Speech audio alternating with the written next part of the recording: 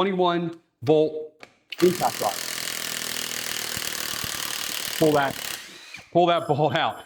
This one comes with 2 batteries, so I'll show you here. This is the box here. So you got 2 batteries and you have a charger. Comes with some bits and a nut driver. The impact driver itself is very nice. It looks really good. Kind of reminds me of some other things.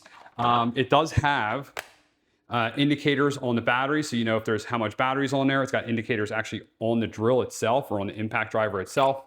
You see that there. You got high torque and low torque. Basically, high torque will go faster, low torque will go slower with more torque. You have a bulb right there, an illuminator, and to get things in and out is very simple. It actually, you can see that torque that it did there, it didn't get stuck in there or deform or anything like that. It works really well.